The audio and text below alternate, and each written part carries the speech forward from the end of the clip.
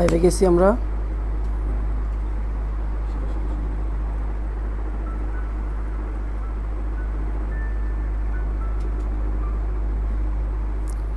লাইভে গেছি। আচ্ছা,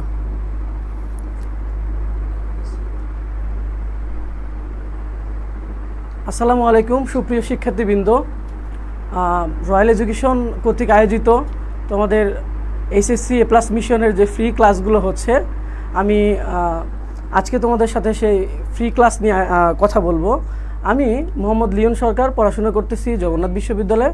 তোমাদের সাথে কথা বলবো আজকে বাংলা দ্বিতীয় পত্রের সুপার সাজেশন নিয়ে। তোমরা ইনশাআল্লাহ অনেক উপকৃত হবে আজকের ক্লাসে। তোমরা কি করবা, তোমাদের কাজ হচ্ছে এখন বন্ধুদের মেনশন করে দাও, এবং যারা হচ্ছে তোমার বন্ধু বাসায় আছে, ক্লাস করতেছে না, তাদেরকে আসলে শেয়ার করে দাও ভিডিওটা বিভিন্ন গ্রুপে, তোমাদের হোয়াটসঅ্যাপ গ্রুপ কিংবা মেসেঞ্জার গ্রুপগুলোতে তোমরা হচ্ছে শেয়ার করে দাও।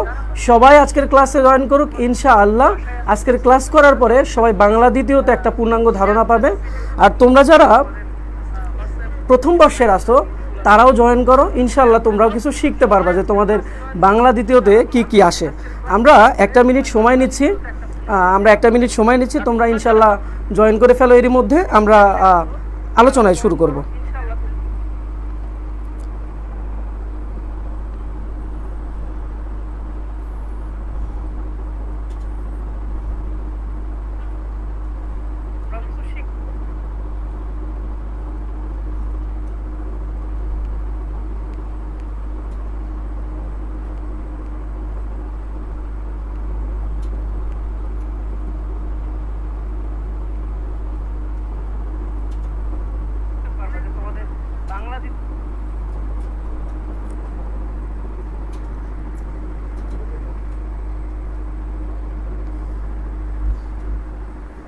আচ্ছা, আশা করি তোমরা সবাই এসেছো।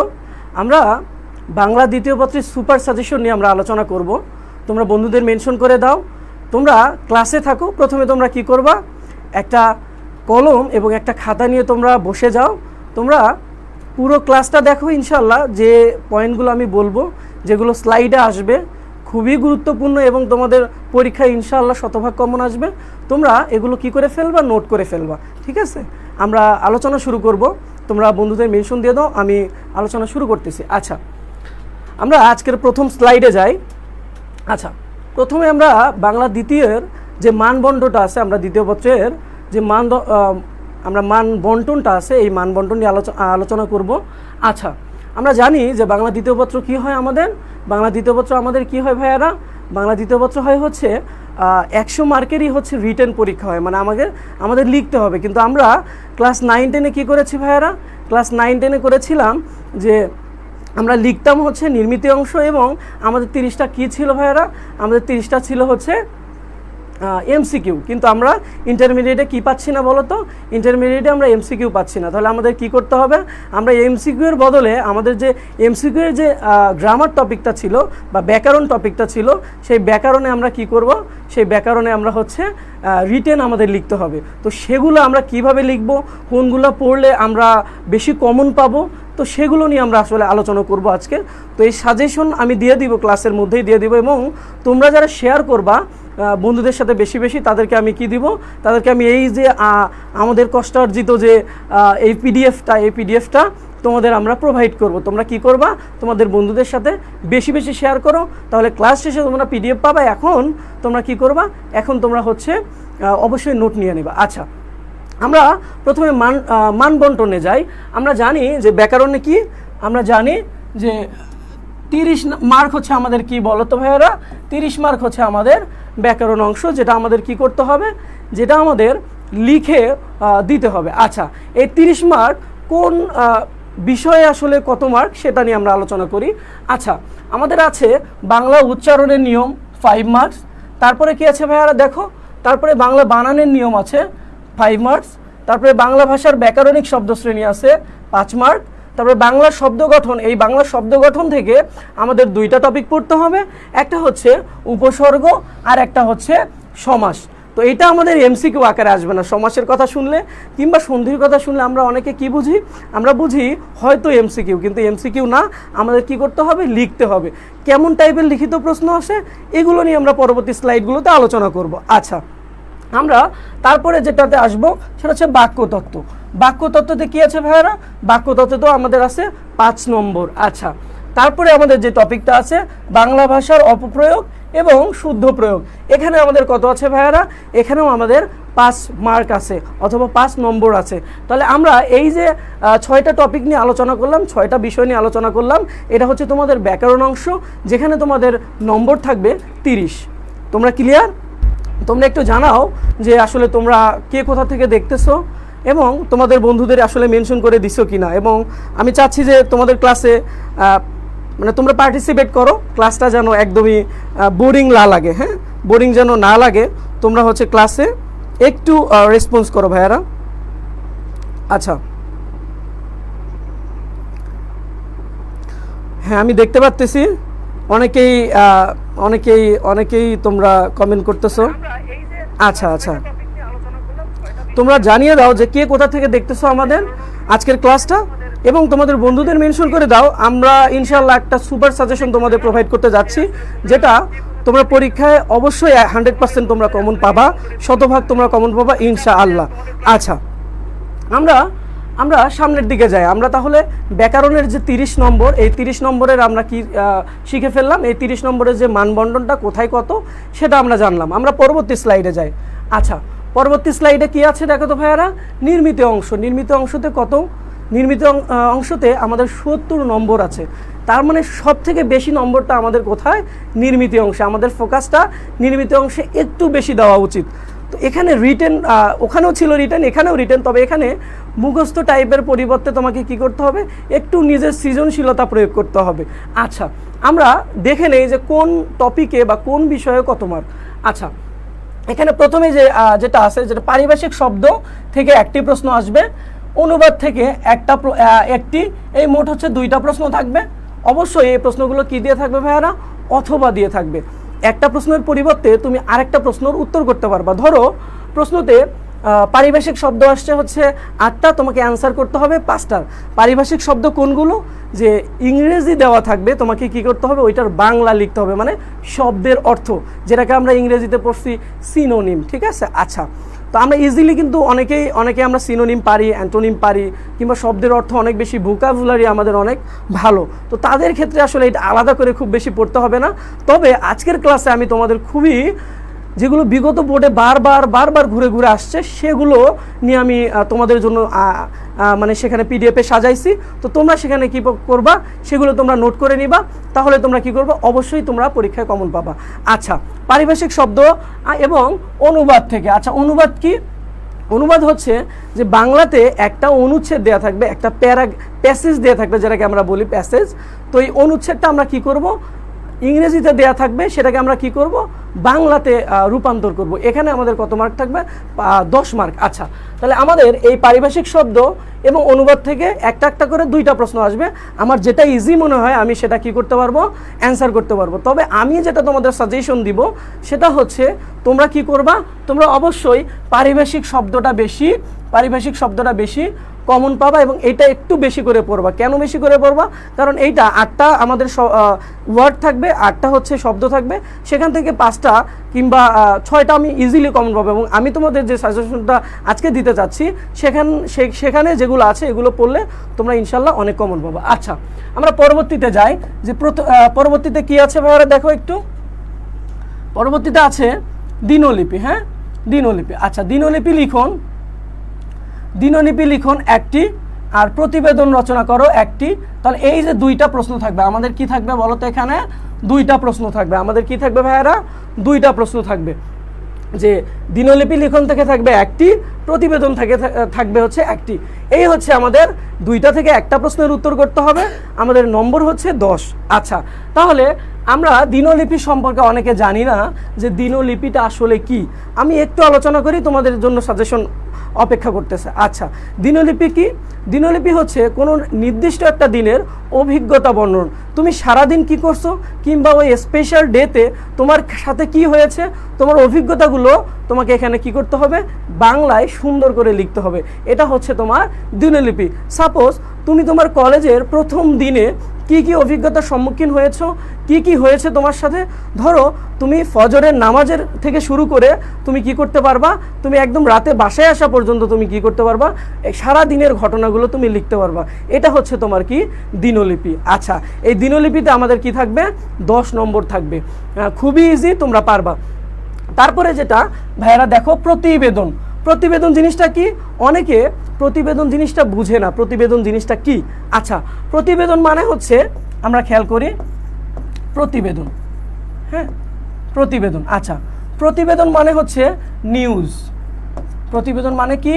নিউজ। তোমাকে কি করতে হবে, as a reporter, as a journalist হইতে হবে, যে আমি কি করব, আমি একটা প্রতিবেদন রচনা করব।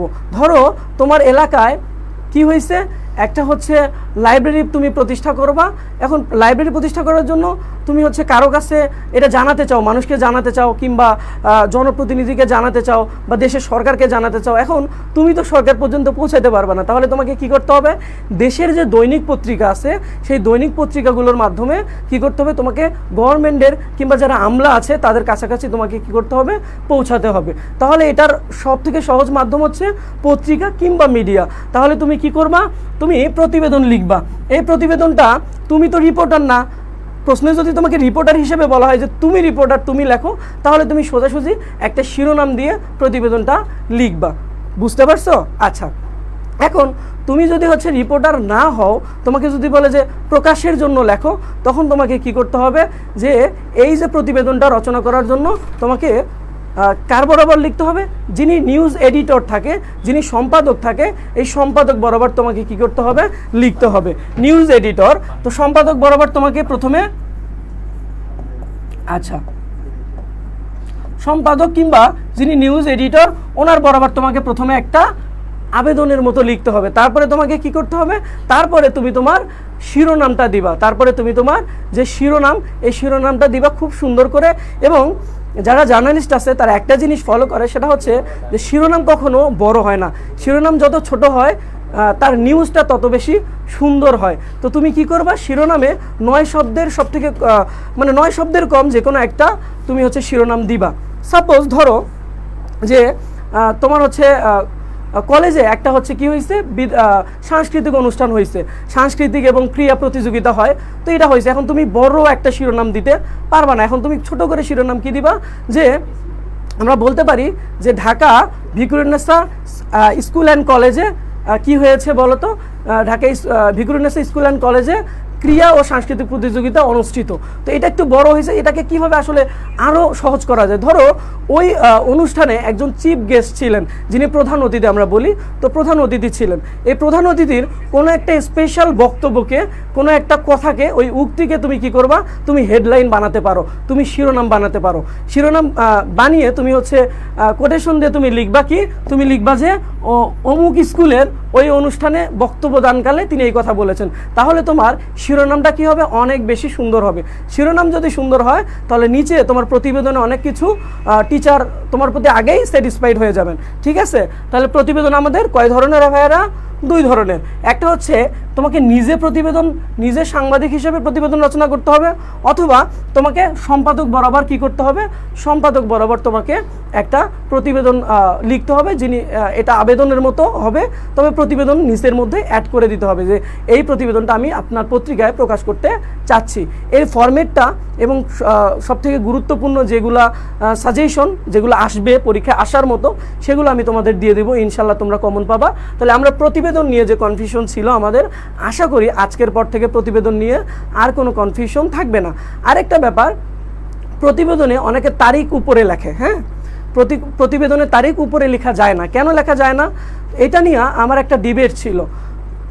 ঢাকা পিলখানায় 2টা স্কুল অ্যান্ড কলেজ আছে, তোমরা জানো, যে মুন্সি আব্দুর রৌফ, মুন্সি আব্দুর রৌফের একটা স্টুডেন্ট ছিল আমার।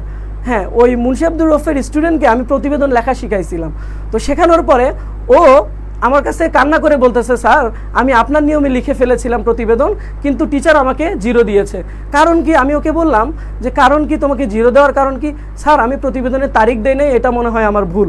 আমি ওকে বললাম যে তুমি যখন একটা পত্রিকা লিখবা, পত্রিকা যখন তুমি প্রথম আলোর পত্রিকা আজকে পড়তেছো কিংবা কালবেলার পত্রিকা পড়তেছো, তখন তো উপরেই তারিখটা দেয়া থাকে, রোজ রবিবার তারিখ 2রা ফেব্রুয়ারি এভাবে তো লেখা থাকে। তাহলে প্রতিবেদনে কিংবা একটা নিউজে কখনো তারিখ শুরুতে হয় না, কোথায় হয় ভাইয়ারা? ইন্ট্রোতে হয়, ইন্ট্রোরও পরে হয়। অ্যাজ এ জার্নালিস্ট হিসাবে আমারও কিছু মানে লেখালেখির অভ্যাস আছে, তো সেখান থেকে আমি বলতে পারি যে প্রতিবেদন কখনো কোথায় হয় না? নিউজের শুরুতে হয় না। এটা হয় তোমার ভূমিকা, যেটা নিউজের যে ভূমিকা, প্রথমে শিরোনাম থাকবে, তারপরে পুরো নিউজে পুরো প্রতিবেদনে তুমি কি বলতে চাচ্ছ সেটা হচ্ছে তোমার ভূমিকাতে থাকবে। তারপরে গিয়ে তুমি লিখবা যে রোজ বৃহস্পতিবার, রোজ এটা রোজ তো লেখা যায় না, তুমি লিখবা বৃহস্পতিবার তারিখ, এভাবে লিখতে পারো ইয়াতে, অথবা 2রা ফেব্রুয়ারি তারিখটা তুমি ফার্স্ট ব্র্যাকেটে লিখবা, এভাবে তুমি প্রতিবেদনটা লিখতে পারো। ঠিক আছে? আচ্ছা, আমরা সামনের দিকে যাব। খেয়াল করো, এখন আমাদের এখানে যে টপিকটা আছে সেটা হচ্ছে বৈদ্যুতিন চিঠি এবং আবেদনপত্র। এই দুইটা থেকে দুইটাই প্রশ্ন থাকবে, তোমাকে অ্যান্সার করতে হবে কয়টার ভাইয়ারা? তোমাকে অ্যান্সার করতে হবে একটার। তাহলে এই একটাতে তোমার কত মার্ক থাকবে? 10 মার্ক থাকবে। আচ্ছা, আবেদনপত্র আমরা সবাই জানি, আবেদনপত্র খুবই ইজি। ধরো তোমার বড় বোনের বিয়ে উপলক্ষে প্রধান শিক্ষকের কাছে বা অধ্যক্ষের কাছে 3 দিনের ছুটি চেয়ে আবেদন, খুবই ইজি। এই ধরনের যে আবেদনগুলো আসে, আমি জানি, আমি বিশ্বাস করি যে তোমরা যারা ক্লাস 6 থেকে পড়ে আসছো তাদের আবেদনপত্র নতুন করে আর পড়তে হবে না, তোমরা নিয়ম জানো। জাস্ট হচ্ছে তোমরা শুধু লেখাগুলো কিভাবে লিখতে হয় তোমরা জানো ইতিমধ্যে। আমি তারপরও তোমাদের জন্য সাজেশন দিব এবং কিভাবে লিখতে হবে সেগুলো আমি বলে দিব। আচ্ছা, তো এখান থেকে আমাদের কি করতে হবে? বৈদ্যুতিন চিঠি, যেটাকে আমরা ইংরেজিতে বলছি ইমেইল, সেটা তোমাকে এখানে লিখতে হবে, অথবা আবেদনপত্র। এই দুইটার মধ্যে তোমার যেটা তোমার ইজি লাগে সেটা লিখবা। তবে আমার পরামর্শ হচ্ছে যে তুমি কোনটা লিখবা? আবেদনপত্র লিখবা। ভাইয়ারা কোনটা লিখবা বলো তো? আবেদনপত্র লিখবা। আবেদনপত্র তোমার মার্ক ভালো আসবে। ওকে, আচ্ছা। তারপরে সারাংশ এবং সারমর্ম থেকে একটি আসবে, আর ভাব সম্প্রসারণ থেকে কয়টি আসবে ভাইয়ারা? একটি। তাহলে এই দুইটা প্রশ্ন থেকে তোমাকে কি করতে হবে? যে কোনো একটা প্রশ্নের উত্তর করতে হবে। আচ্ছা, এই একটা প্রশ্নের উত্তর করার ফলে তোমার নম্বর হবে কত? 10। এই 10 নম্বর তোমাকে তুলতে গেলে এটা নিয়ে অনেক ডিবেট হয় যে তুমি সারাংশ, ধরো সারাংশ এবং সারমর্মটা কি? যে সারাংশটা হবে অনুচ্ছেদ আকারে আসবে এবং সারমর্মটা হয় কিসে? কবিতা। আচ্ছা, কবিতার কিছু লাইন থাকবে, সেখান থেকে আমি পড়ে কি বুঝলাম সেই যে সংক্ষিপ্তভাবে কয়েকটা কথা তুলে দেয়া, আমার রিয়েলাইজেশন, আমার পার্সোনাল অবজারভেশনটা তুলে দেয়া, এটা হচ্ছে আমাদের সারমর্ম। আচ্ছা, এই যে সারমর্ম, অনেকে মনে করে যে আমি সারমর্ম, স্যার ভাইয়া আমি তো হচ্ছে সারমর্ম 2 লাইন লিখি কিংবা 3 লাইন লিখি, কিন্তু টিচার তো আমাকে 10-এ 5 দিয়ে রাখে, 4 দিয়ে রাখে, 3 দিয়ে রাখে, তো এখানে তো আমি কখনোই 8 পাই নাই, 9 পাই নাই। তো এই ক্ষেত্রে আমি বলি যে এখন যারা টিচার আছে তারা সবসময় বড় উত্তর আশা করে, কিন্তু সারমর্ম এবং সারাংশ আসলেই ছোট। তুমি যত ছোট করতে পারবা এটাই তোমার সৃজনশীলতা। যতটা বুঝে তুমি যতটা ছোট করতে পারবা ততটাই হচ্ছে এখানে বেশি মার্ক পাওয়ার চান্স। কিন্তু এটা উল্টে হয়ে গেছে এখন নিয়মটা। তো তোমরা দেখবা যে ছোট গল্প কি? ওই ছোট গল্পের মতো মূলত সারাংশ দেয়। ছোট গল্পে 3টা ওয়ার্ড মিলায় একটা পৃথিবীর সর্বশ্রেষ্ঠ ছোট গল্প হয়েছে, আমরা জানি। আচ্ছা, তাহলে এই যে ছোট গল্পের মতো সারাংশ, তার মানে বড় করে দেয়া থাকবে, যতটা ছোট করতে পারো মার্ক তোমার বেশি, কিন্তু এখানে উল্টো হয়। সুতরাং তোমাদের প্রতি আমার সাজেশন হচ্ছে তোমরা কি করবা? তোমরা এখান থেকে সারাংশ এবং সারমর্মটা যদি একটু কঠিন লাগে, তোমরা কি করবা? ভাব সম্প্রসারণ দিবা। ভাব সম্প্রসারণ তোমরা যদি দাও, তোমরা সুন্দর করে লিখলে তোমরা 9 মার্ক পাবা। আর যদি একটু লেখা এদিক ওদিক হয় তোমরা 8 তো পাবাই। ঠিক আছে? তাহলে তোমাদের প্রতি আমার পরামর্শ হচ্ছে তোমরা কি করবা? ভাব সম্প্রসারণ তোমরা কি করবা? লেখার চেষ্টা করবা। আচ্ছা, এই ভাব সম্প্রসারণ লেখার আবার কিছু নিয়ম আছে। কেমন নিয়ম? যে 3টা অংশে তোমাকে ভাব সম্প্রসারণ লিখতে হবে। 3টা অংশ কি কি? প্রথমে তোমাকে লিখতে হবে মূল ভার্ব। তুমি আসলে পুরো ভাব সম্প্রসারণে কি লিখতে চাচ্ছ মূল ভার্বে প্রথমে লিখবা, যেটাকে আমরা ভূমিকা বলতেছি। তারপরে তুমি লিখবা সম্প্রসারিত ভাব। এখানে তোমার যে যত কথা আছে এখানে বুঝিয়ে লিখবা। তারপরে তুমি কি লিখবা? তুমি লিখবে একদম শেষে লিখবা হচ্ছে মন্তব্য। তাহলে তোমার 3টা প্যারা হয়ে যাবে এবং এই 3টা প্যারাতে তুমি 10 মার্কের মধ্যে তুমি 9 তো পাবাই যদি তুমি খুব সুন্দর করে লিখে ফেলো। ঠিক আছে ভাইয়ারা, তাহলে আমরা এই ভাব সম্প্রসারণের জন্যও তোমাদের সাজেশন দিব। আচ্ছা, তারপরে পরবর্তী যে টপিক সেটা হচ্ছে সংলাপ থেকে একটি এবং ক্ষুদে গল্প রচনা থেকে একটি, মোট 2টা প্রশ্ন থাকবে। তোমাদের অ্যান্সার করতে হবে কয়টি ভাইয়ারা? তোমাদের অ্যান্সার করতে হবে হচ্ছে একটি। তোমাদের অ্যান্সার করতে হবে একটি। এই একটিতে কত মার্ক থাকবে দেখো তো, কত মার্ক থাকবে? তোমাদের একটিতে মার্ক থাকবে হচ্ছে 10। আচ্ছা, তাহলে সংলাপ কি আমরা অনেকেই জানি, ইংরেজিতে আমরা পড়ে আসছি। সংলাপ হচ্ছে ডায়লগ। ইংরেজিতে সংলাপ কি বলো তো? ডায়লগ। সেই ডায়লগটা মানে কথোপকথন। তুমি তোমার বন্ধুকে বলছো যে হাই রাশেদ, রাশেদ বলতেছে হ্যাঁ হ্যালো রাশেদ কেমন আছো, তারপরে বলতেছে ও, এখানে তো তুমি হচ্ছে ইংরেজি লিখতেছো না, সুতরাং তোমাকে বাংলায় লিখতে হবে। তো প্রথমে তুমি সালাম দিলে বন্ধুকে, তুমি তো ছোট বড় বন্ধু সবাইকে সালাম দিতে পারো যদি তুমি মুসলিম হও। আচ্ছা, যদি অন্য ধর্মাবলম্বী হও তাহলে তুমি কি করবা? শুভেচ্ছা বিনিময় করবা প্রথমে। তাহলে তুমি প্রথমে বললে আসসালামু আলাইকুম রাশেদ কেমন আছো, তো সে বলতেছে। এইভাবে আমাদের সংলাপটা এগিয়ে নিয়ে যেতে হবে শুরু থেকে, এবং খুব গুরুত্বপূর্ণ কথাগুলো আমি লিখবো। তাহলে এই সংলাপ হচ্ছে আমাদের ডায়লগ, এটা সবাই পারবে আশা করি ডায়লগের মতো। আচ্ছা, তারপরে ক্ষুদে গল্প রচনা কি? ক্ষুদে গল্প রচনা হচ্ছে খুবই সহজ জিনিস। যে ধরো তোমার এলাকায় বৈশাখী মেলা হয়েছে, এই বৈশাখী মেলা নিয়ে তুমি একটা ক্ষুদে গল্প রচনা করো। যে তুমি তোমার মতো করে একটা কি করবা, ছোট্ট করে একটা গল্প, ওই মেলাকে কেন্দ্র করে একটা গল্প বানাবা এবং এই গল্পটা তুমি তোমার মতো করে লিখবে। এখানে তোমার সৃজনশীলতা টিচার হচ্ছে দেখবে। ঠিক আছে, তাহলে এখান থেকে তুমি কি করতে পারবা? সংলাপ এবং ক্ষুদে গল্প থেকে যে কোনো একটা প্রশ্নের উত্তর করবা। তোমার কত থাকবে? নম্বর থাকবে 10। আচ্ছা, তারপরে সব থেকে বেশি মার্ক যেটাতে আমার ফোকাস করতে হবে বেশি, খেয়াল করো সবাই, সব থেকে ফোকাস করতে হবে যেখানে বেশি, সেটা হচ্ছে প্রবন্ধ রচনা। প্রবন্ধ রচনায় তোমার কত মার্ক ভাইয়ারা? প্রবন্ধ রচনায় আমার 20 মার্ক। এখানে মাথা ঘুরে যায় যে আমি 20 নম্বর। আচ্ছা, এখানে মাথা ঘুরে যায় আমার। কেন ঘুরে যায়? যে আমি ওই টপিকগুলো লিখতেই তো ভাইয়া আমার সময় শেষ। আমি কখন আসলে কি লিখব, কখন আসলে মানে রচনাটা লিখব? রচনা তো অনেক বড়, 20 নম্বর, তার মানে আমাকে অনেক বেশি লিখতে হবে। তাহলে আমি কি করব?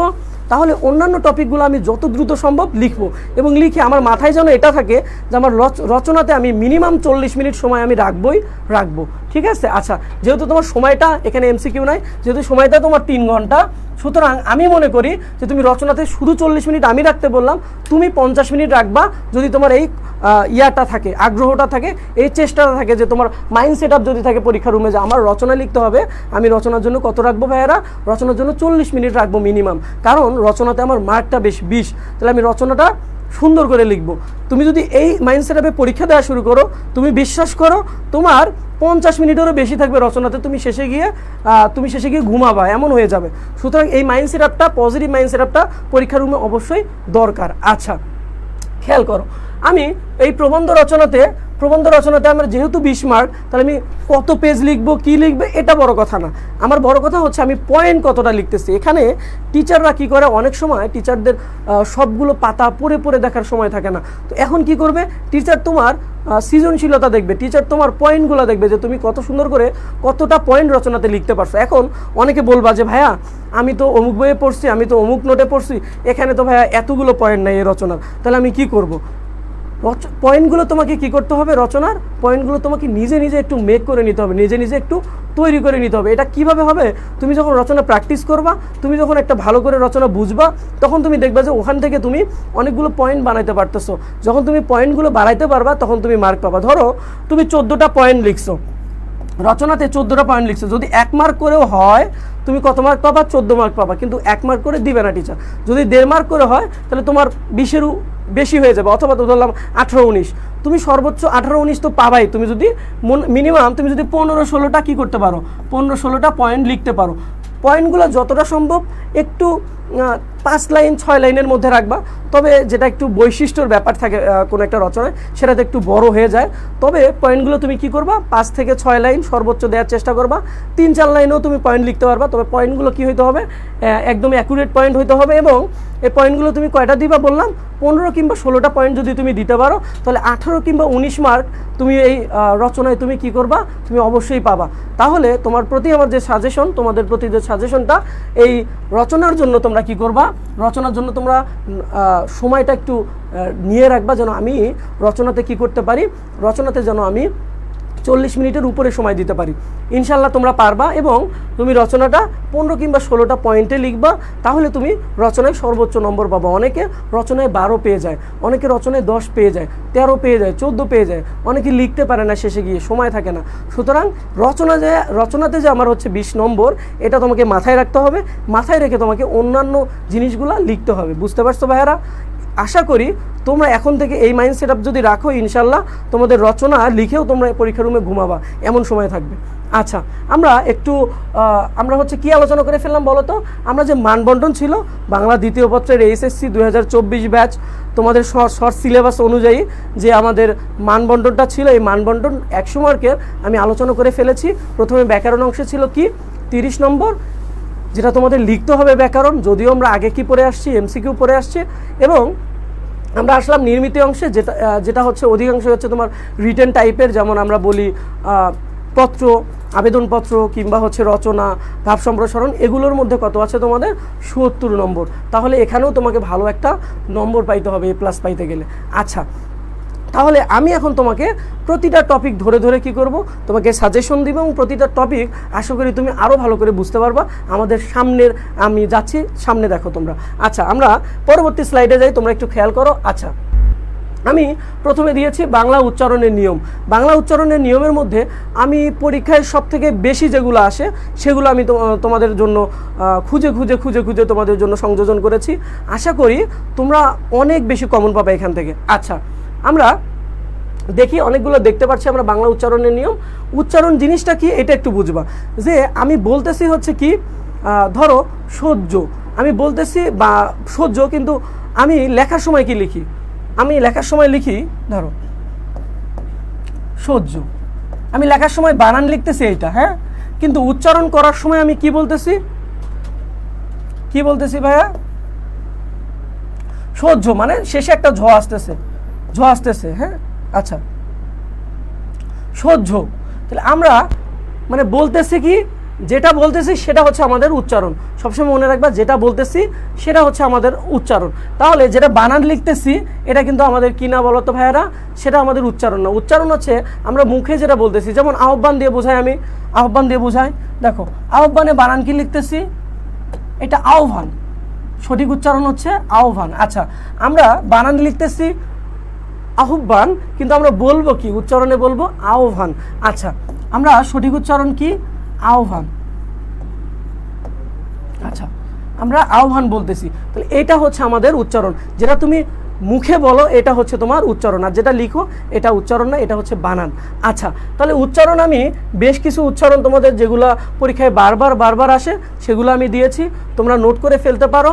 আর তোমরা যারা সর্বোচ্চ শেয়ার করবা তারা অবশ্যই তোমরা কী পাবা, ক্লাস শেষে যোগাযোগ করবা, তোমরা অবশ্যই এই স্পেশাল পিডিএফটা পাবা। তোমাদের আশা করি অনেক বেশি তোমাদের উপকার হবে। আচ্ছা, এখানে তোমরা দেখতে পাচ্ছ বাংলা উচ্চারণের নিয়ম। এগুলো কিভাবে আসে একটু বলি। এগুলো আসে হচ্ছে যে 8টা উচ্চারণ থাকবে, তোমার হচ্ছে 8টা হচ্ছে বানান থাকবে এভাবে। এগুলোর সঠিক উচ্চারণ তোমাকে লিখতে হবে। কয়টা লিখতে হবে ভাইয়ারা? 5টা লিখতে হবে। ওকে, আচ্ছা, এটা থাকবে, অথবা দিয়ে থাকবে কি তোমার বলো তো, সামনের স্লাইডে যাই আমরা। অথবা দিয়ে থাকবে যে উচ্চারণের নিয়ম লেখা। এই উচ্চারণের নিয়মের মধ্যে সবথেকে গুরুত্বপূর্ণ সেগুলো নিয়ে আমি আলোচনা করব। তবে বাংলা অধ্বনি উচ্চারণের যে কোনো নিয়ম 5টা লেখো। এই যে 5টা লেখো, যখন তুমি এই 5টা পড়বা, তখন তোমাকে যদি বলা হয় যে বাংলা উচ্চারণের যে কোনো 5টা নিয়ম লেখো, তখনও তুমি অধ্বনি লিখবা। যখন তোমাকে বলতেছে বাংলা অধ্বনি উচ্চারণের 5টি নিয়ম লেখো, তখনও তুমি ওইটা লিখবে। তার মানে তোমার একটা পড়লে 2টা হয়ে যাচ্ছে। তাহলে এই যে নিয়মগুলো আমি এখানে সংযোজন করেছি, কি বাংলা বর্ণমালার প্রথম বর্ণ অ, এর উচ্চারণের স্থান কণ্ঠ। অস্বাভাবিকভাবে উচ্চারিত হয়, আবার বিকৃতভাবে উচ্চারিত হয়। আবার এই যে আমরা অ এর উচ্চারণ আবার 3 ভাবে করি, এটাকে বলা হচ্ছে আদ্য, মধ্য, আর একটা হচ্ছে অন্ত। অন্ত মানে হচ্ছে কি ভাইয়ারা বলো তো? অন্ত মানে হচ্ছে শেষ। শেষে যদি অ থাকে তাহলে কি হয় তার উচ্চারণ? বানানের শেষে যদি অ থাকে তার উচ্চারণটা কেমন হয়? এগুলো আমরা এখানে এখানে হচ্ছে আমরা আদি না মধ্য না অন্ত, এগুলো আমরা অ্যাড করি নাই। এগুলো তোমরা একটু দেখে নিবা, কারণ এখানে নিয়মটা ক্লাসটা অনেক বড় হয়ে যাবে। তবে তোমাদের আমি বলতেছি, যেহেতু এটা অনেক বোর্ডে আসছে, তোমরা খেয়াল করবা সিলেট বোর্ড 19, 17, তোমার হচ্ছে যশোর বোর্ড 17, কুমিল্লা বোর্ড 16, তারপরে হচ্ছে তোমার 17, দিনাজপুর বোর্ড 17, ঢাকা বোর্ড 16। তোমরা যারা ঢাকা বোর্ডের আসো তোমরা খেয়াল করবা কি, তোমরা খেয়াল করবা ঢাকা বোর্ডের 22, 19, 18, 16 এই প্রশ্নগুলো খেয়াল করবা। এই প্রশ্নগুলো রিপিট হতে পারে, অনেক প্রশ্ন কি হয়ে যাবে বলো তো, আবার আসতে পারে। সুতরাং তোমরা যারা ঢাকা বোর্ডের আসো তোমরা একটু খেয়াল করবা। আচ্ছা, তাহলে তোমরা কি করবা, তোমরা হচ্ছে যে যদি বলে যে অধ্বনি উচ্চারণের 5টি নিয়ম লেখো, তাহলে তুমি এটাই লিখবে। অথবা তোমাকে যদি বলে যে বাংলা উচ্চারণের যে কোনো 5টা নিয়ম লেখো, তখনও তুমি এটাই লিখবে। তার মানে তোমার একটা মুখস্থ করলে তোমার কি হয়ে যাচ্ছে বলো তো ভাইয়ারা, 2টা হয়ে যাচ্ছে। এরপরে যেটা আসে, আমি বললাম যে অধ্বনি উচ্চারণের তিন ভাবে আমরা পড়তে পারি। একটা হচ্ছে আদি অ, একটা হচ্ছে মধ্য অ, একটা হচ্ছে অন্ত অ। আচ্ছা, শব্দের প্রথমে যদি অ থাকে তাহলে অ এর উচ্চারণটা কেমন হবে, যদি মাঝখানে অ থাকে তাহলে অ এর উচ্চারণটা কেমন হবে, যদি শেষে অ থাকে যেটাকে আমরা অন্ত অ বলতেছি তার উচ্চারণটা কেমন হবে, এভাবে আলাদা করে 5টা নিয়ম তোমাকে চাইতে পারে। আচ্ছা, তবে এটা ইম্পর্টেন্ট না, আমি তোমাকে যেটা দিলাম সেটা বেশি ইম্পর্টেন্ট। তারপরে যেটা পড়বা সেটা হচ্ছে মফালা উচ্চারণ, অথবা তোমার হচ্ছে মফালা উচ্চারণটা বেশি আসে, যে মফালা উচ্চারণের 5টা নিয়ম লেখো, কিংবা বফালা উচ্চারণের যে কোনো 5টা নিয়ম লেখো। সুতরাং এটা তোমাদের জন্য ইম্পর্টেন্ট। আরেকটা জিনিস পড়বা সেটা হচ্ছে নত্যবিধান এবং সত্যবিধান, এগুলোও কিন্তু এগুলো হচ্ছে বানান। আচ্ছা, ওইদিকে না যাই, আমরা হচ্ছে কি, তোমরা হচ্ছে খেয়াল করলা যে এখানে হচ্ছে কিভাবে আসবে আমাদের, এখানে আসবে হচ্ছে আমাদের 2 ভাবে। একটা হচ্ছে শব্দ দেয়া থাকবে 8টা, সেখান থেকে আমি 5টা লিখবো। তারপরে কি খেয়াল করব, তারপরে হচ্ছে আমাদের এইভাবে প্রশ্ন দেয়া থাকতে পারে, সেটা বর্ণনাকারে আমাকে লিখতে হবে। সেটা তুমি কি করবা, সেটা তুমি হচ্ছে আমি সাজেশন দিয়ে দিব, সেটা তুমি পড়ে ফেলবা, আশা করি পাবা। আচ্ছা, আমরা পরবর্তী স্লাইডে যাই।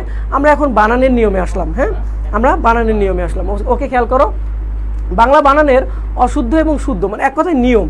আচ্ছা, বাংলা বানানের নিয়ম, প্রথমে কি আসবে, ওই সেম ভাবে অথবা দিয়ে থাকবে। প্রথমে বানানের যে কোনো তৎসম শব্দের বানান লিখো 4টা, 5টা, কিংবা অতৎসম শব্দের বানান লিখো 5টা। এভাবে বর্ণনাকারে তোমার হচ্ছে একটা প্রশ্নের উত্তর চাইতে পারে, সেখানে 5 মার্ক থাকবে। তারপরে হচ্ছে তোমাকে যে কোনো 8টা শব্দ দেওয়া থাকবে, সেখান থেকে তুমি কি করবা ভাইয়ারা, সেখান থেকে 5টার তুমি কি করবা, 5টার তুমি সঠিক বানান লিখবা। ধরো একটার বানান দেওয়া আছে কেমন, যে আমাবস্যা, এই বানানটা কি হবে, সঠিক বানান অমাবস্যা। ঠিক আছে, এই যে বানানটা মানে সঠিক করে তুমি একটা জিনিস কিভাবে লিখতেছো, মানে বানানটা, যেমন এখানে আমি বললাম যে মনোকষ্ট, ওকার মনোকষ্ট, কিন্তু এটা সঠিক বানান না।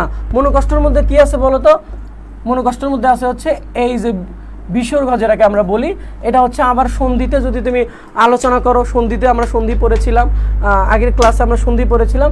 সন্ধিতে আমি বলেছিলাম যদি কোনো শব্দে হচ্ছে ওকার থাকে, তাহলে কি হয়, বিসর্গ হয়। তার মানে সেটা কি সন্ধি বলো তো, বিসর্গ সন্ধি। আচ্ছা, এটা ইজিলি বুঝবো। এইভাবে নিয়ম দিয়েও আমরা অনেক সময় কি করব, সঠিক বানানের কাছে পৌঁছাতে পারবো। বানানের মধ্যে নত্য বিধান কিংবা সত্য বিধানের যে নিয়ম, এই নিয়মগুলো বানান আকারে আসে। ঠিক আছে, আচ্ছা, তাহলে তোমরা এদিকে খেয়াল করবা, এরকম 8টা যদি শব্দ থাকে, সেখান থেকে তোমাকে কি করতে বলবে, 5টা উত্তর করতে বলা হবে। আচ্ছা, আমি সামনের দিকে যাই। প্রথমে যেটা বলেছিলাম তোমাদের, যে এখন বর্ণনা আকারে তোমাকে কিছু লিখতে বলবে, যেমন কি, যে বাংলা একাডেমি প্রমিত বাংলা বানানের 6টি বা 5টি নিয়ম উদাহরণ সহ লিখো। শুধু নিয়ম লিখলে হবে না, তোমাকে তার উদাহরণে লিখতে হবে।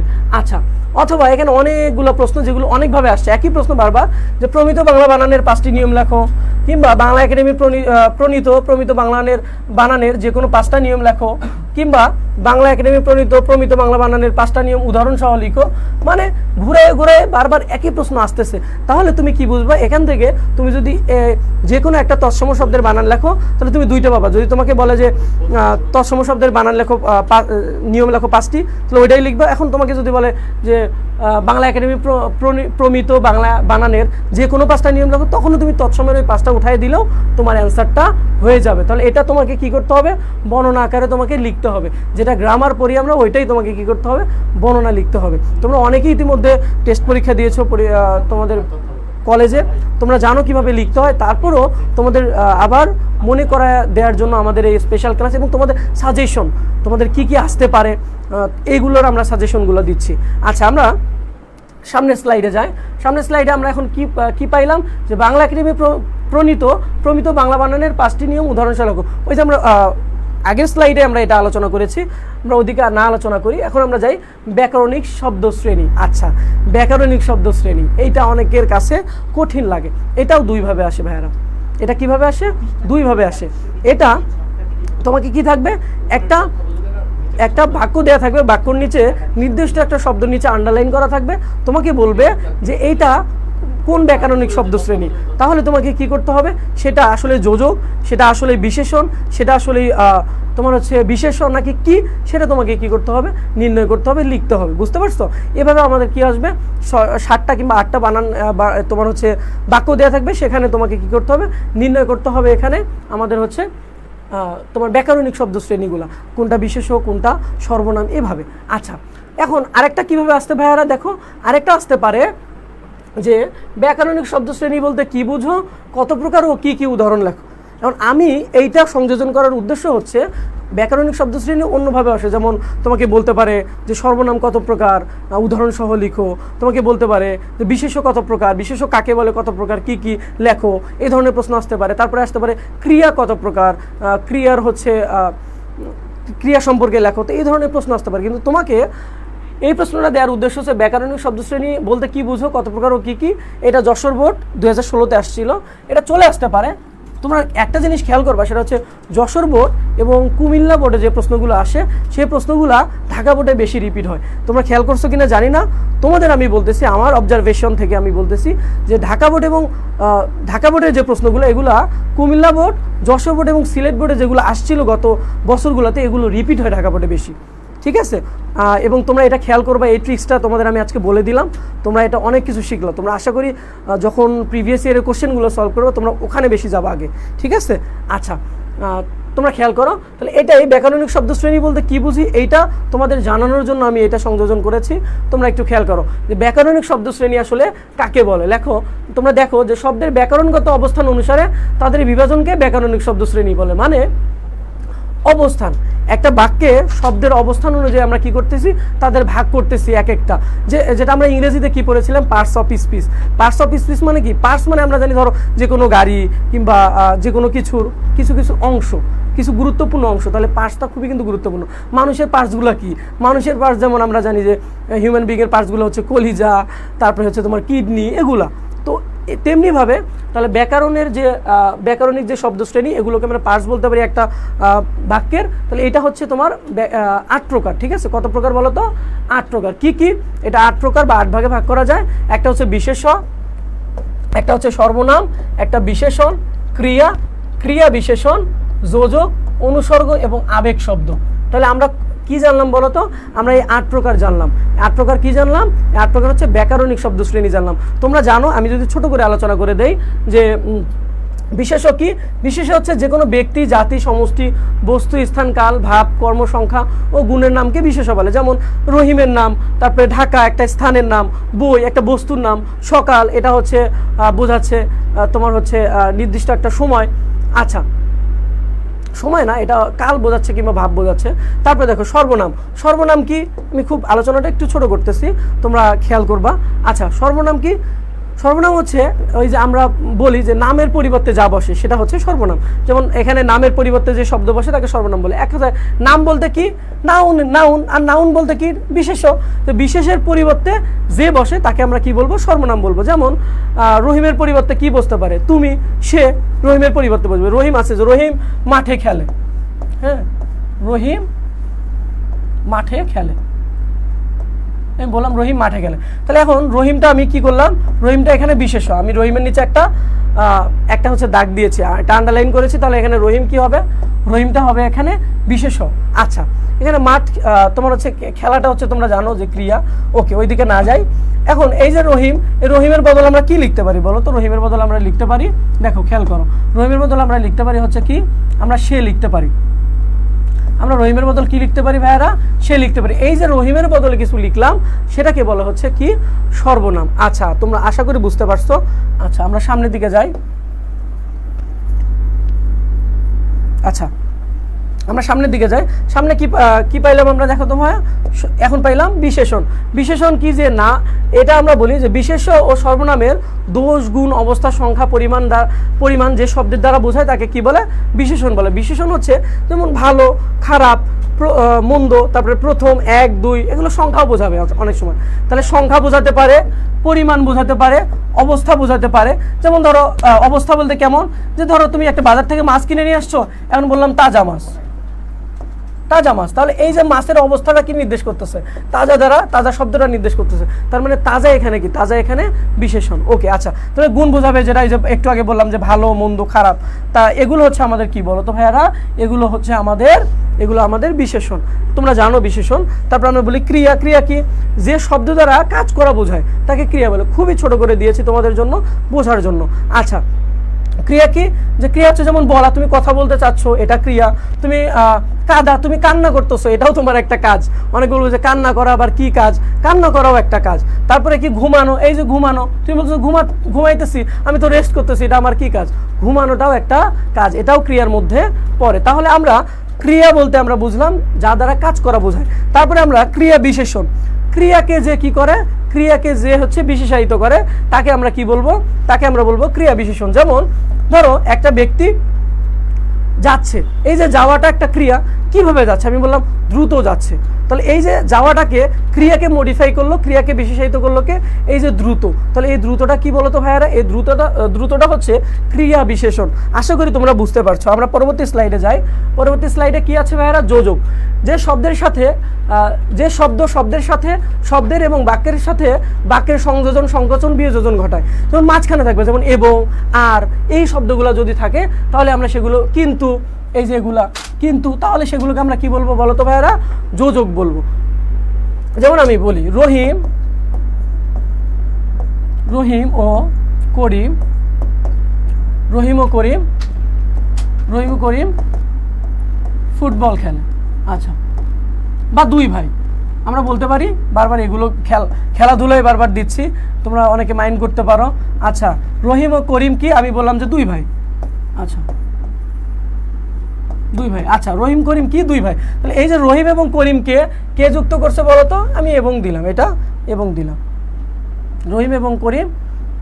আচ্ছা, রহিম এবং করিম দুই ভাই।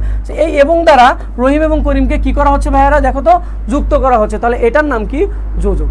যখন বাক্যকে যুক্ত করবে কিংবা শব্দকে যুক্ত করবে তখন সেটাকে আমরা বলবো যোজক। আচ্ছা, আশা করি তোমরা বুঝতে পারছো, আচ্ছা, সামনের দিকে খেয়াল করি। তারপরে হচ্ছে অনুসর্গ। অনুসর্গ আমরা পড়ছি, আমরা হচ্ছে ক্লাস 9-এও পড়ে আসছি খুব সুন্দর করে। ক্লাস 9-10-এর বইয়ে কিন্তু অনুসর্গের টপিকটা দিয়েছে, অনেক মজা করে নিয়ে পড়তাম। অনুসর্গ কি, অনুসর্গ হচ্ছে এক ধরনের কি শব্দ বলো তো, কর্মপ্রবচনীয় শব্দ। হ্যাঁ, অনেকে বলে অনুসর্গ এবং উপসর্গের মধ্যে অনেকে কি করে গোলযোগ পাকিয়ে ফেলে। ঠিক আছে, অনুসর্গ হচ্ছে এক ধরনের কর্মপ্রবচনীয় শব্দাংশ, আর উপসর্গ হচ্ছে কি শব্দাংশ বলতো, উপসর্গ হচ্ছে অব্যয়সূচক শব্দাংশ। আচ্ছা, ওইদিকে আমরা না যাই, আমরা অনুসর্গের আলোচনা আছি। যে শব্দ কখনো স্বাধীন রূপে আবার কখনো বিভক্তির মতো ব্যবহৃত হয় তাকে অনুসর্গ বলে। যেমন তোমা বিনা আমি বাঁচি না, এই ধরনের একটা বললাম। এই যে বিনা কথাটা বললাম, এই বিনাটা এখানে অনুসর্গ। কখনো কি করতে পারে, স্বাধীন হিসেবে বসতে পারে, আবার কখনো বিভক্তির মতো কিন্তু বসতে পারে। এখানে কিন্তু বিভক্তির মতো বসছে, আমি যে উদাহরণটা বললাম তোমাদের, এটা হচ্ছে বিভক্তির মতো। তাহলে কখনো স্বাধীন হিসেবে বসতে পারে, কখনো আবার কি হিসেবে বসতে পারে বলতো, কখনো আবার বিভক্তির মতো কাজ করতে পারে। তখন আমরা এটাকে কি বলবো, অনুসর্গ। অনেকগুলো অনুসর্গ তোমরা ক্লাস 9-10-এর বইয়ে তোমরা পড়ে আসছো, প্রতি, বিনা, অতি, অনেকগুলো বইও একটা নিজে অনুসর্গ। আমরা অনেকে বই বলি না, বইটাও একটা অনুসর্গ, তোমরা দেখবা। আচ্ছা, তারপরে আবেগ শব্দ।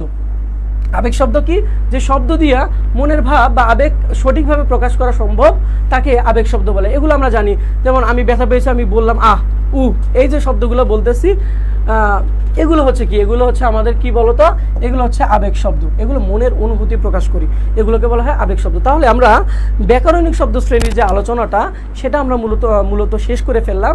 যে ব্যাকরণিক শব্দ শ্রেণী হচ্ছে আমাদের কত প্রকার বলতো ভাইয়েরা, 8 প্রকার। এই 8 প্রকার আমাকে প্রশ্ন আসতে পারে কিভাবে, যে ব্যাকরণিক ব্যাকরণিক শব্দ শ্রেণী কত প্রকার, কি কি লিখো। তাহলে বর্ণনাটা এইভাবে আমি তোমাকে যেভাবে বলে দিলাম এইভাবে তুমি লিখে ফেলবা। অথবা এখান থেকে আরেকটা প্রশ্ন, আরেকভাবে প্রশ্ন আসতে পারে, সেটা হচ্ছে তোমার হচ্ছে 7টা বা 8টা থাকে মূলত, তোমার হচ্ছে কি থাকবে, বাক্য থাকবে, সেখানে নির্দিষ্ট একটা ওয়ার্ডের নিচে কি থাকবে, আন্ডারলাইন করা থাকবে। সেই ওয়ার্ডটা আসলে কোন ব্যাকরণিক শব্দ শ্রেণী, যেটা যোজক কিংবা হচ্ছে আবেগ শব্দ না বিসর্বনাম না বিশেষণ, এটা তোমাকে জাস্ট হচ্ছে লিখতে হবে, আর কিছুই না। ওকে, আচ্ছা, এখান থেকে তোমরা হচ্ছে বর্ণনার মতো করে যেটা পড়বা সেটা হচ্ছে আরেকটা পড়তে পারো, এখান থেকে ক্রিয়াটা পড়তে পারো, তাহলে তোমরা কমন পাবা। ঠিক আছে, তোমরা এখান থেকে আমি লিখে দিচ্ছি যে ব্যাকরণিক শব্দ শ্রেণী কত প্রকার, তোমরা ক্রিয়াটা পড়বা, আরেকটা পড়তে পারো সেটা হচ্ছে তোমরা বিশেষণটা পড়তে পারো। আর বিশেষণটা বিশেষণটা তোমরা পারবা, আমরা জানি বিশেষের যদিও স্পেসিফিকভাবে কোনো বইয়ের প্রকারভেদ নাই, তারপর অনেক বইয়ে দেখবা 10 প্রকার দেওয়া আছে, বিশেষ হচ্ছে 10 প্রকার দেওয়া আছে। তো সেটা হচ্ছে লিখবো যে জাতিবাচক বিশেষ, যেমন জাতিবাচক আমরা যখন নদী বলি, নদী একটা জাতিবাচক বিশেষ। তো এই ধরনের যে বিশেষের প্রকারভেদগুলো আছে এগুলো নিয়ে আমরা পড়ে ফেলবো। ওকে, আচ্ছা, তোমাদের আমি সাজেশনও কিন্তু দিয়ে ফেললাম কথার ফাঁকে। আচ্ছা, আমরা সামনের দিকে যাই। আচ্ছা, সামনের দিকে গিয়ে আমরা কি দেখতে পাচ্ছি, নিম্নরেখার যে কোনো 5টির ব্যাকরণিক শব্দ শ্রেণী নির্দেশ করে। একটু আগে বললাম যে এরকম আমাদের 7টা, এখানে আমি 8টা আর কি এখানে হবে। আচ্ছা, এখানে 6টাই দেয়া আছে, খেয়াল করো। আচ্ছা, খেয়াল করো এখানে কি আছে যে আমাদের হচ্ছে এখানে আন্ডারলাইন করা, ভুলে আন্ডারলাইন করা হয় না। আচ্ছা, আমার সোনার বাংলা আমি তোমায় ভালোবাসি, এখানে তোমার হচ্ছে সোনার এখানে ছিল, তারপরে হচ্ছে বিশেষণ কোনটা, এই যে সাদা, তারপরে হচ্ছে এখানে কি অনুসর্গ কোনটা, ছাড়া। রবীন্দ্রনাথ তো আর দুজন হয় না, বিশেষ কোনটা, রবীন্দ্রনাথ। তারপরে হচ্ছে বুঝিয়াছিলাম মেয়েটির রূপ বড় আশ্চর্য, ক্রিয়া, এই যে বোঝা একটা হচ্ছে ক্রিয়া। তারপরে কি, বাহবা আমাদের দল খেলায় জিতেছে, এটা হচ্ছে বাহ, এটা হবে। আচ্ছা, এই যে এটা, তারপরে আমাদের সমাজ আর ওদের সমাজ একরকম নয়, তাহলে এই যে ওদের সমাজ একরকম নয় আর। আচ্ছা, তিনি হো হো করে হেসে উঠলেন, এই যে হো হো করে, কেমন করে, হো হো করে। ওকে, আচ্ছা, আমি এগুলো আন্ডারলাইন করা ছিল না, আমি আন্ডারলাইন করলাম। ওকে, আচ্ছা, এখন খেয়াল করো, তাহলে তোমাকে কি বলতেছে, এভাবে বলতেছে যে এটা আন্ডারলাইন করে দিয়ে বলতেছে যে এই শব্দটা কোন ব্যাকরণিক শব্দ শ্রেণী তুমি নির্ণয় করো। তোমার 7টা কিংবা 8টা থাকবে, এরকম হচ্ছে বাক্য থাকবে, সেখান থেকে তোমাকে নির্ণয় করতে হবে। আচ্ছা, যেমন এখানে কি আছে, আমার সোনার বাংলা আমি তোমায় ভালোবাসি, তাহলে এখানে এই যে সোনার নিচের মধ্যে কি আছে, সোনার নিচের মধ্যে আন্ডারলাইন আছে, তাহলে এই সোনার শব্দটা আসলে কি, এটা হচ্ছে আমার বিশেষণ। আচ্ছা, তারপরে সাদা কাপড় পরলে মন সাদা হয় না, মানে তুমি কাপড় যতই ভালো পরো তুমি আসলে ভালো মানুষ না। ঠিক আছে, মানে তোমার পরিপাটি যদি তুমি থাকো তবু তুমি ভালো মানুষ নাও হতে পারো, তুমি মনের দিক থেকে অনেক কি হতে পারো, অনেক খারাপ হইতে পারো। আচ্ছা, ওইদিকে আমরা না যাই। সাদা কাপড় পরলে মন সাদা হয় না, এখানে এই যে কাপড়, এই কাপড়টা কেমন, সাদা রং, তাহলে এই যে সাদা কাপড়, এটাকে আমরা কি বোঝাচ্ছে বলতে, এটা বিশেষণ। তারপরে ধরো কারণ ছাড়া কার্য হয় না, মানে প্রত্যেকটা কার্যরই একটা করে কি থাকে, কারণ থাকে। আচ্ছা, কারণ ছাড়া কি হয় না, কার্য হয় না, প্রতিটা কি হয়, প্রতিটা কার্যেরই একটা করে কি থাকে, কারণ থাকে। ওকে, আচ্ছা, এই যে ছাড়াটা, এই ছাড়াটা হচ্ছে আমাদের অনুসর্গ। একটু আগে আমরা আলোচনা করলাম যে কখনো বিভক্তির মতো, আবার কখনো স্বাধীন হিসাবে, স্বাধীন রূপে বসবে হচ্ছে কি, অনুসর্গ। আচ্ছা, আমরা আর সামনের দিকে যাই। রবীন্দ্রনাথ তো আর দুজন হয় না, এখানে রবীন্দ্রনাথের নিচে আমি আন্ডারলাইন করেছি, রবীন্দ্রনাথ হচ্ছে একজন ব্যক্তির নাম, আমরা জানি রবীন্দ্রনাথ কে, আমাদের বিশ্বকবি। আচ্ছা, এই বিশ্বকবি, তো ওনার নিচে আসলে কি আছে, আন্ডারলাইন আছে, তার উনি হচ্ছে কে, যেহেতু ওনার একটা নাম এই জন্য ওনাকে বলা হচ্ছে বিশেষ। তারপরে বলা হচ্ছে বুঝিয়েছিলাম মেয়েটির রূপ বড় আশ্চর্য। আচ্ছা, এই যে বুঝা, এই যে বুঝিয়েছিলাম, এটা হচ্ছে একটা ক্রিয়া।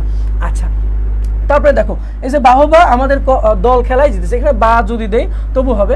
আচ্ছা, বা আমাদের দল খেলায় জিতেছে, তাহলে এই যে বা, এই শব্দটা আমরা আবেগ চিহ্ন দেখেও কিন্তু অনেক সময় কি নির্ণয় করতে পারবো বলো তো, এই জিনিসটা নির্ণয় করা অনেক সহজ, যে আবেগ চিহ্ন দেখেই আমরা সহজে বুঝবো যে এটা আবেগ শব্দ। ওকে, আচ্ছা, তারপরে কি আছে, আমাদের সমাজ আর ওদের সমাজ একরকম নয়, এই যে আর, আমি বলছিলাম যোজকের কাজ কি, কোনো শব্দ, দুইটা শব্দ কিংবা বাক্যকে কি করবে, একসাথে করবে, এটা হচ্ছে আমাদের যোজক। যেমন এবং, আর, কিন্তু, এগুলো কিন্তু আমি বলেছিলাম আলোচনায়। তাহলে একটু খেয়াল করো, তাহলে এখানে আরটা কি আছে, আর দ্বারা কি হচ্ছে, আমাদের সমাজ এবং ওদের সমাজ। ধরো এখানে আমার সমাজ, এবং এখানে ধরো যে কার সমাজ, ধরো অর্কর সমাজ, অর্ক হচ্ছে আমার একটা স্টুডেন্ট, ওর নাম নিলাম। আচ্ছা, তাহলে এখন আমাদের সমাজ কিংবা অর্কর সমাজ কি নয়, একরকম নয়। তাহলে এই যে আমাদের দুইজনের সোসাইটি, দুইজনের সমাজ, এই দুইজনের সিভিলকে আমরা কি দ্বারা যোগ করতেছি, এই যে আর দ্বারা যুক্ত করতেছি, এই আরটা হচ্ছে আমাদের এখানে কি বলতো যোজক। আচ্ছা আমরা তারপরে দেখি যে তিনি হো হো করে হেসে উঠলেন, এটা কি, এটা হচ্ছে ক্রিয়া বিশেষণ। কেন, এই যে হেসে ওঠা, এটা বললাম যে ক্রিয়া, হেসে ওঠাও একটা ক্রিয়া। এখন এই যে কেমন করে হেসে উঠলেন, আমি একটু আগে উদাহরণ দিয়ে বলছি তোমাদের যে কি, যে তিনি কিভাবে হাঁটে, দ্রুত হাঁটে, হাঁটাটা একটা ক্রিয়া, তিনি কিভাবে যায়, দ্রুত যায়, দ্রুতটা একটা হচ্ছে বিশেষণ। তাহলে ক্রিয়াকে যে বিশেষায়িত করতেছে সে হচ্ছে কি বলতো ক্রিয়া বিশেষণ। তাহলে তোমরা আশা করি বুঝতে পারছো, এখন পরীক্ষায় যেভাবে আসুক তোমরা আশা করি এখন অ্যান্সার করতে পারবা। আচ্ছা আমরা পরবর্তী স্লাইডে যাই। আচ্ছা দেখো খেয়াল করো, এখন আমরা আলোচনা করতেছি হচ্ছে বাক্য তত্ত্ব। বাক্য তত্ত্ব দেখো, আচ্ছা বাক্যতত্ত্ব কি আসবে, বাক্যতত্ত্বতে তোমার কঠিন একটা বিষয় আসে যে বাক্যগুলোকে রূপান্তর করে দেখাতে বলে, বাক্যগুলোকে রূপান্তর, জটিল থেকে মিশ্র, মিশ্র থেকে যৌগিক, যৌগিক থেকে আবার সরল করতে বলবে। তো এটা হচ্ছে অনেক জটিল বা মিশ্র একই, একটু সিকোয়েন্সে ভুল, জটিল এবং মিশ্র কিন্তু একই বাক্য। আচ্ছা তো জটিল, সরল, জটিল অথবা মিশ্র, আরেকটা হচ্ছে যৌগিক। আচ্ছা এটা হচ্ছে আমরা জানি। তো এই যে ব্যাপারটা আমি তোমাদের বললাম, তাহলে এইটা তোমাদের কনভার্ট করা, রূপান্তর করাটা একটু কঠিন বাংলাতে বিশেষ করে। তো তোমাদের জন্য কি সহজ আমি তোমাদের এখানে বলবো, যেটা সেটা হচ্ছে তোমাদের সহজ হচ্ছে কি, যে বাক্য কাকে বলে, একটা সার্থক বাক্যের কয়টি গুণ ও কি কি। তারপরে আরেকটা প্রশ্ন এখানে থাকতে পারে যে গঠন অনুযায়ী বাক্য কত প্রকার, উৎস অনুযায়ী বাক্য কত প্রকার। এই যে তিনটা প্রশ্ন, এই তিনটা প্রশ্ন যদি পড়ো তুমি, আর কিচ্ছুই তোমার পড়তে হবে না, এখান থেকে তুমি 5 মার্ক নিশ্চিত আজকের ক্লাস থেকে নিয়ে গেলা। তুমি শুধু 5 মার্ক না, আমি বললাম যে তুমি 100 মার্কই নিয়ে যাবো আজকের ক্লাস থেকে, আমি আশা করি। আচ্ছা তুমি খেয়াল করো যে এই যে বাক্য কাকে বলে, একটি সার্থক বাক্যের কয়টি গুণ, আমরা জানি যে একটা সার্থক বাক্যের 3টা গুণ থাকে, একটা আকাঙ্ক্ষা, যোগ্যতা আর হচ্ছে আসক্তি। আকাঙ্ক্ষা কি, যে একটা পদ তুমি বলতেছো, আমি বললাম আমি ভাত, আমি ভাত দ্বারা আমি কিছু বুঝতেছি না, এরপরে আরও কিছু শোনার ইচ্ছা আছে আমার, এই যে শোনার ইচ্ছা এটাকে কি বলে বলো তো ভাইয়ারা, এটাকে বলে আকাঙ্ক্ষা। তাহলে আমি যখন বলবো আমি ভাত খাই, তখন আবার কি হচ্ছে, আকাঙ্ক্ষাটা পূরণ হচ্ছে। এটা হচ্ছে বাক্যের আকাঙ্ক্ষা, এটা হচ্ছে বাক্যের একটা গুণ। তারপরে তুমি খেয়াল করো যোগ্যতা। যোগ্যতা কি, আমি যদি বলি যে গরু আকাশে ওড়ে, তাহলে এই বাক্যের কি আদৌ যোগ্যতা আছে, যোগ্যতা নেই, গরু তো আকাশে উঠতে পারে না। যে বাক্যের যোগ্যতা নাই সেটা হচ্ছে বাক্য হতে পারে না, যেটা অর্থ দিবে না তোমাকে, ঠিক আছে, সঠিক অর্থ দিবে না। তাহলে এখানে এটা হচ্ছে যোগ্যতার অভাব বাক্যে। আরেকটা কি হতে পারে, আসক্তি। আসক্তি কি, যে বাক্যের সুনিয়ন্ত্রিত পদবিন্যাস। আমরা জানি যে বাক্যে ব্যবহৃত প্রত্যেকটা শব্দকে কি বলে, এক একটা পদ বলে। তাহলে এই যে বাক্যে ব্যবহৃত, আমরা বললাম যে আমি বাজারে গিয়ে ভাত খেয়ে বাড়ি এসে, আমি এলোমেলো করে বললাম, এইটা হচ্ছে তোমার পদবিন্যাস। তাহলে সুশৃঙ্খল যখন সাজাবো, আমি এলোমেলো করে বললাম যে আমি বাজারে গিয়ে ভাত খেয়ে বাড়ি এসে, তাহলে আমি উল্টাপাল্টা করে বললাম না, এই যে এলোমেলো করে বললাম, এটাকে যখন সুন্দর করে সাজাবা সেটা তোমার হচ্ছে বাক্যটা ঠিক থাকলো। এই যে এটাকে বলা হচ্ছে আসক্তি, বুঝতে পারছো, এটাকে বলা হয় বাক্যের আসক্তির গুণ। আশা করি তোমরা বুঝেছো। এটাই তুমি কি করবে, উদাহরণ দিয়ে তোমার মনের মতো করে তুমি লিখবা। আশা করি এখান থেকে তোমার মুখস্থও করতে হবে না, ক্লাস করার মাধ্যমে তুমি আজকে এই যে বাক্যের 3টা গুণ বা বৈশিষ্ট্য, এটা সম্পর্কে তুমি জানলা। এবং বাক্য কাকে বলে এটা আমরা ওই ক্লাস 2-3 থেকেই পড়ে আসতেছি, যে একটা বাক্য কাকে বলে, কয়েকটি শব্দ পাশাপাশি বসে যখন একজন বক্তার মনের ভাব সম্পূর্ণরূপে প্রকাশ করে তখন তাকে বাক্য বলে। এভাবে তুমি লিখতে পারো। লেখার পরে তুমি লিখবে যে একটা সার্থক বাক্যের 3টা গুণ, আকাঙ্ক্ষা, যোগ্যতা, আসক্তি। দিন আকাঙ্ক্ষা কাকে বলে, যোগ্যতা কাকে বলে, আসক্তি কাকে বলে, লিখে তুমি 2টা একটা করে উদাহরণ দিবা। তাহলে তুমি 5-এ কত পাবা, 5। এবং এই প্রশ্নটা সব থেকে বেশি আসে বোর্ডে, তাহলে তোমরা এটাই বেশি ফোকাস করবে। আর একটা প্রশ্ন, আর 2টা প্রশ্নের কথা বলছি তোমাকে, একটা হচ্ছে কি, যে গঠন অনুযায়ী বাক্য কত প্রকার এবং উৎস অনুযায়ী বাক্য কত প্রকার। তাহলে দেখে নেবা। তাহলে আশা করি যে এখান থেকে আর কিছু তোমাকে পড়তে হবে না। আচ্ছা আমরা সামনের দিকে যাই। আচ্ছা এখানে আমি যেটা আলোচনা করছি সেটা তোমরা স্লাইডে দেখতে পাচ্ছো, আমি অলরেডি আলোচনা করে ফেলছি। আচ্ছা যেটা কঠিনের কথা বলছিলাম তোমাকে, খেয়াল করো, কঠিনের কথা বলছিলাম যে ইচ্ছাসূচক বা প্রার্থনাসূচক বাক্য থেকে নির্দেশক বাক্যে রূপান্তর। এইটা একটু তোমার জন্য কঠিন লাগবে, যে কিভাবে আমি ইচ্ছা বা প্রার্থনাসূচক বাক্যকে আমি কি করতে পারবো, নির্দেশান্তক বাক্য করতে পারবো। যেমন এখানে আছে যে তুমি দীর্ঘজীবী হও, এটাকে কিভাবে আমি করব, যে তোমার দীর্ঘজীবন কামনা করছি। অনেক বেশি বাক্যের সেন্স যদি থাকে তখন তুমি এটা কি করতে পারবা, এটা তুমি করতে পারবা, ঠিক আছে। তো এইটার জন্য তোমার সময় দরকার। তোমার যদি মনে হয় যে এটা তোমার কিছু ইজি লাগতেছে, তুমি করে ফেলতে পারো, ঠিক আছে। তবে আমার সাজেশন থাকবে ওই যে আমি বাক্যতত্ত্বের কথা বললাম, ওখানে 3টা জিনিস তুমি যদি পড়ে ফেলো তোমার আশা করি কোনো প্রবলেম হবে না। আচ্ছা কত বাজে, আচ্ছা আচ্ছা এখন উপসর্গ বা সমাস, ওই শব্দতত্ত্বের আর একটা কী থাকবে বলো তো, বাক্যতত্ত্ব। আচ্ছা, ওটা তো বাক্যতত্ত্ব। উপসর্গ এবং সমাস হচ্ছে আমরা আলাদা একটা টপিক, উপসর্গও থাকবে সমাসও থাকবে। মানে আমি কোনটা বেছে নিব, আমি তোমাদের যেটা বলবো, সমাস এই সময় বেছে যদি নাও তাহলে সমাসের তোমাকে ব্যাস বাক্য নির্ণয় করতে বলা হবে, যেটা তোমাদের জন্য অনেক কঠিন মনে হবে, কারণ কোথার থেকে আসবে। তবে তোমার একটা সাজেশন, তোমাদের প্রতি আমার সাজেশন থাকবে যে প্রিভিয়াস ইয়ারে যেগুলো আসছে ভাইয়ারা, সেগুলো যদি তুমি পড়ো তাহলেই তোমার কমন পড়বে। তবে আমি তোমাদের যেটা সাজেশন দেবো সেটা হচ্ছে উপসর্গ পড়া। যে উপসর্গের 3টা প্রশ্ন আমি তোমার কথা মানে তোমাদের বলবো 3টা পড়ার জন্য। তার মধ্যে 2টা প্রথমে বলি যে উপসর্গ কাকে বলে। উপসর্গের অর্থবাচকতা নেই কিন্তু অর্থদ্যোতকতা আছে।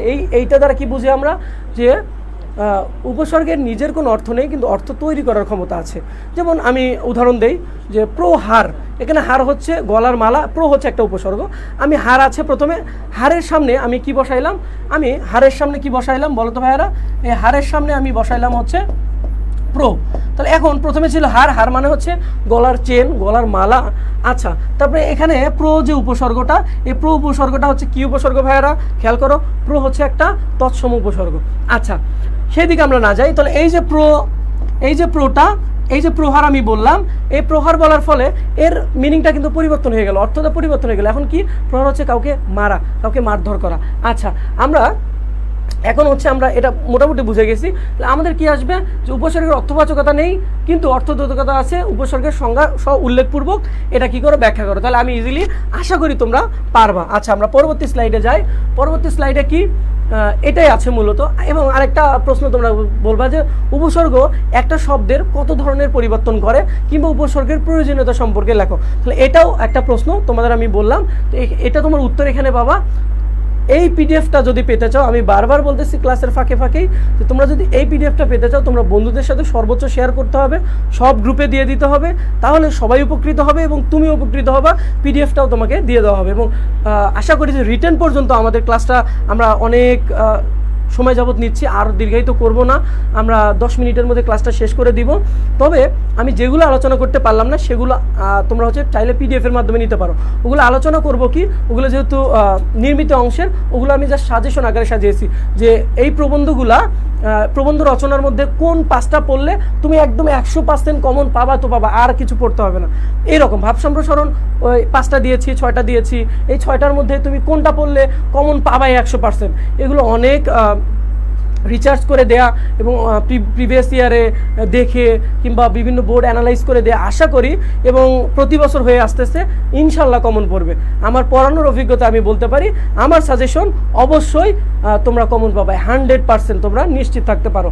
তাহলে তোমরা কি করতে পারো, উপসর্গ থেকে তোমরা এগুলো পড়ে ফেলতে পারো। আমরা সামনের দিকে যাই, সামনের দিকে যাবো যে বাংলা ভাষার অপপ্রয়োগ এবং শুদ্ধ প্রয়োগ, লাস্ট যে টপিকটা ব্যাকরণের অংশ, মানে ব্যাকরণের যে লাস্ট টপিকটা, এটা হচ্ছে বাংলা ভাষার অপপ্রয়োগ এবং শুদ্ধ প্রয়োগ।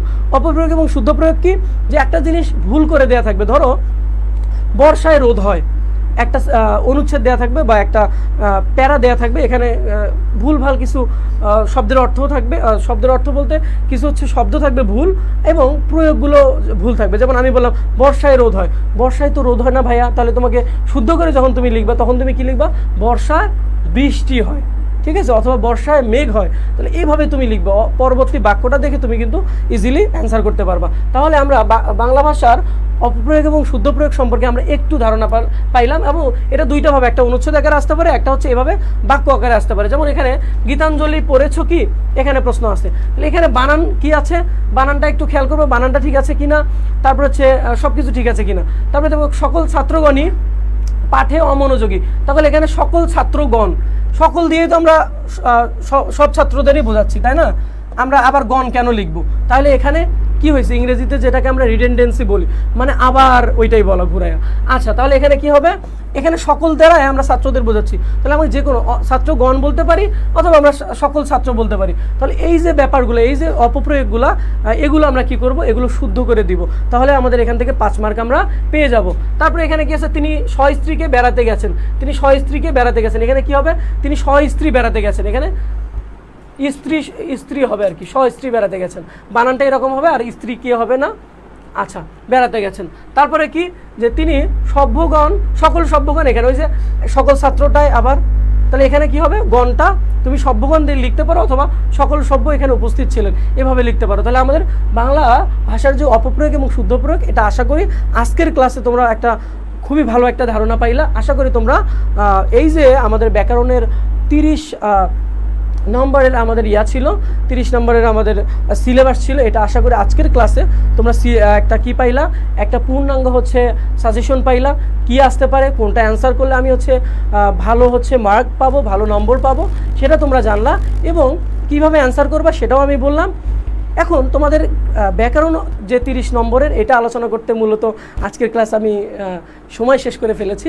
আশা করি তোমাদের জন্য রিটেনের জন্য, লিখিতের জন্য আমি একটা সাজেশন রেডি করেছি, ওটা পরবর্তী স্লাইডে আছে, আমি আলোচনা করতে পারছি না সময় স্বল্পতার কারণে। তোমাদের জন্য সেটা আমরা প্রোভাইড করব, যদি তোমরা তোমাদের বন্ধুদের মাঝে আমাদের এই ভিডিওটা, এই ক্লাসটা শেয়ার করে দাও, তাহলে সর্বোচ্চ যে শেয়ারকারী হবে তাদেরকে আমরা কি করব, তাদেরকে আমরা এই সুপার সাজেশনের পিডিএফটা প্রোভাইড করব। এবং তোমাদের জন্য প্রয়োজনে তোমরা যদি চাও, তোমরা যদি ভিডিওর নিচে কমেন্ট করো যে স্যার, যে ভাইয়া আমরা হচ্ছে কি চাই, আমরা আপনার রিটেনের বা লিখিতর যে নির্মিত অংশ আছে, এই নির্মিত অংশেরও আমরা কি চাই, একটা লাইভ ক্লাস চাই আপনার, তাহলে আমরা অবশ্যই কি করব, আবার তোমাদের সামনে একটা লাইভ ক্লাসের আয়োজন করব। আজ আর নয়, এই পর্যন্তই। তোমরা অনেক বেশি ভালো থাকবা। শেষ সময়ে তোমাদের প্রস্তুতিকে শানিত করার জন্য আমাদের যে রয়্যাল এডুকেশন কর্তৃক যে লাইভগুলো হচ্ছে, এই ফ্রি ক্লাসগুলো হচ্ছে, তোমরা কি করবা, প্রত্যেকেই জয়েন করবা। আশা করি এখানে যারা ক্লাস নিচ্ছেন, যে ভাইয়ারা অনেক ক্লাস নিচ্ছেন, তারা অনেক বেশি এক্সপিরিয়েন্স, তারা অনেক অভিজ্ঞতা সম্পন্ন, তারা অনেক সুন্দর করে ক্লাস নিবে আশা করি, নেয় অনেক। তো তোমরা কি করবা, তোমরা তাদের সাজেশন ফলো করে তোমরা হচ্ছে ক্লাসগুলো করো, তোমরা আশা করি অনেক ভালো করবা। তোমাদের জন্য অনেক অনেক শুভকামনা থাকলো। সকলকে ধন্যবাদ। আসসালামু আলাইকুম।